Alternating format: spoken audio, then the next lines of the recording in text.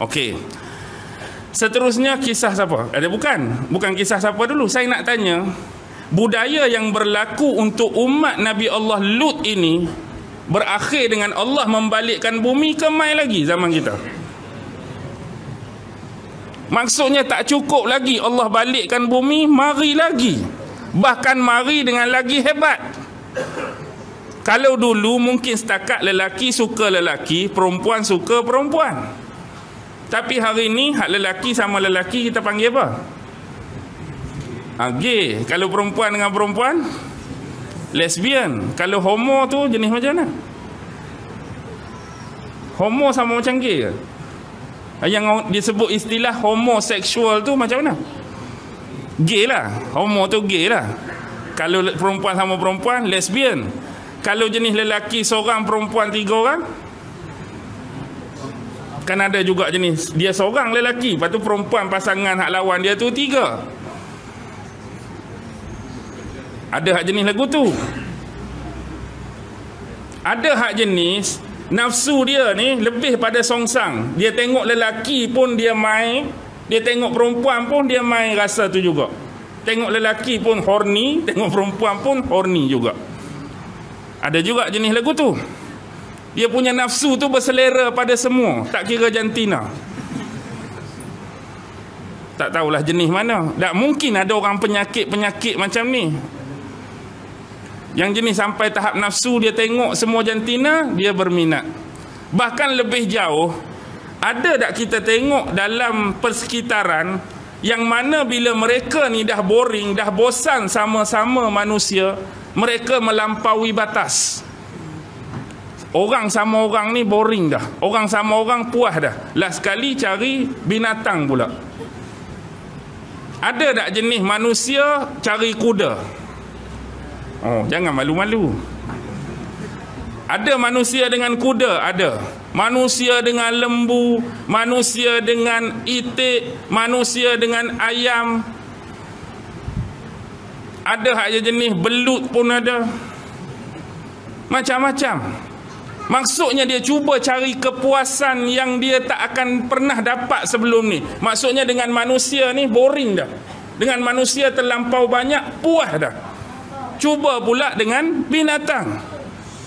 Ada yang lebih jauh, dia punya lama dah nak try benda lain pula. Last sekali manusia dah boring, binatang dah boring, tumbuh-tumbuhan dengan sayuran pula jadi mangsa. Terung jadi mangsa, mentimun jadi mangsa, tak tahulah tomato apa semua, dia try. Ni hak ada hak berlaku ni lah saya sebut. Lepas tu habis tak tahulah nak jadi apa pula. Mungkin dia ni bukan apa, dia punya nak layan dia punya nafsu ni. Kalau dia boleh create satu benda yang orang lain tak buat, satu kebanggaan. Maksudnya contoh dengan lembu, dengan itik, orang lain dah buat. Kalau aku buat pun dia tak rare sangat. Kalau dengan terung pun orang lain dah buat. Jadilah sekali jumpa busuk berlubang pun dia tala juga. Seolah-olah kalau dia lah orang pertama yang tala busuk berlubang tu, hebat dia. Ni yang berlaku di Arab Saudi berapa tahun lepas. Terlekat vacuum kan. Ni betul tuan-tuan. Dia letak alat kemaluan dia dalam vacuum, dia tekan hak sedut tu. Dia bukan jadi isu hak tu, hak jadi pecah rahsia ni sebab terlekat. Sebab kemaluan dia tu terlekat, tak boleh nak buang, perlu bantuan orang lain. Yang tu jadi pecah. Kalau benda tu boleh buang, memang orang tak tahu. Hak jenis macam ni teruk sangat ni. Kalau jumpa kita bagi exhaust kereta lagi hebat ni. Rem kuat-kuat, vroom vroom vroom, nak sangat dah. Contoh.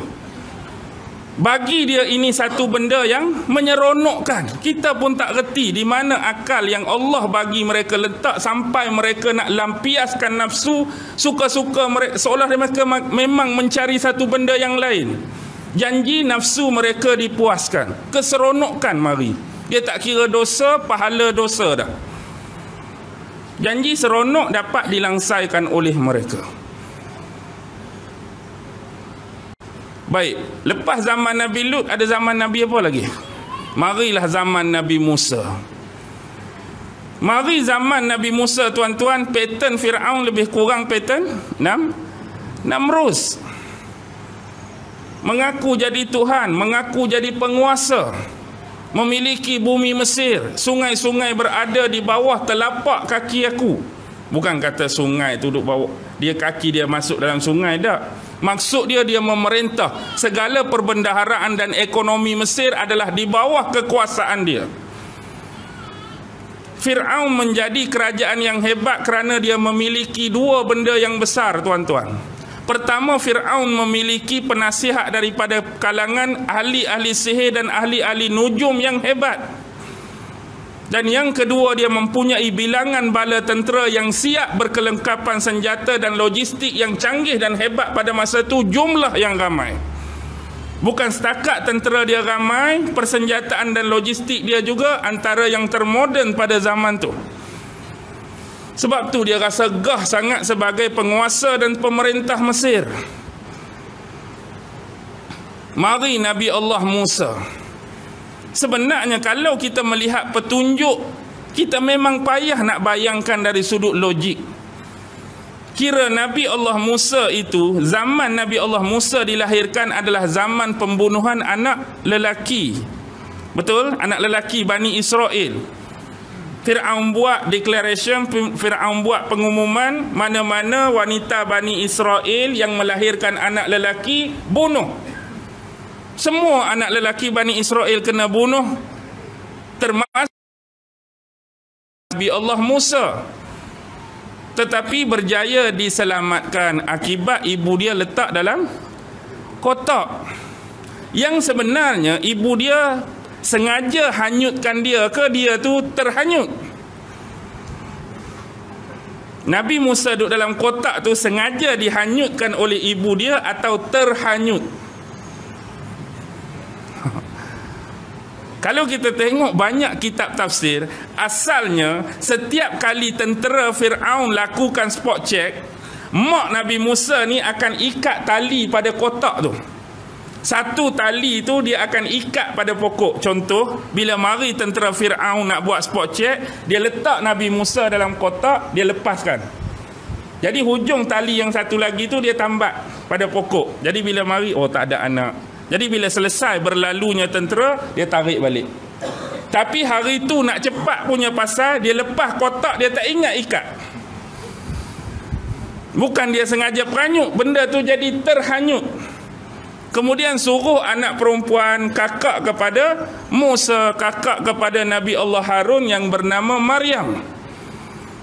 Ikutlah di tepi sungai, tengok kotak ni berakhir di mana. Lah sekali percaturan Allah tu lagi besar. Tempat yang paling ditakuti untuk kotak tu singgah, kotak tu pergi singgah situlah.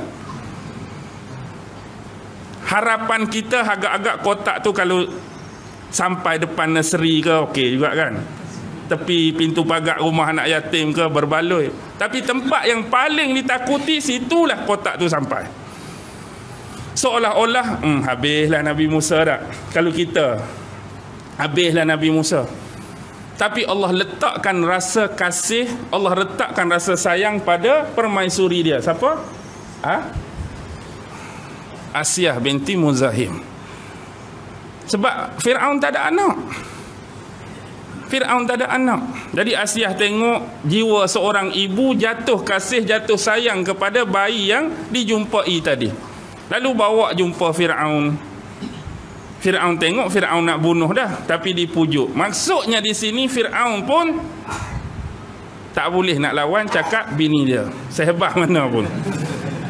Maksudnya walaupun dia kata nak bunuh, kalau dia keras pada bini, macam mana Tuhan sayang, aku tetap bunuh. Tapi bini pujuk, okeylah, bolehlah. Maksudnya kuasa perempuan tu Fir'aun pun tak boleh lawan. Jadi akhirnya jadikan sebagai anak angkat. Allah izinkan dalam percaturan dia, Nabi Musa membesar dalam istana Fir'aun. Bapa angkat dia Fir'aun, yang satu masa Allah akan takdirkan dia akan lawan dan dakwah bapa angkat dia sendiri.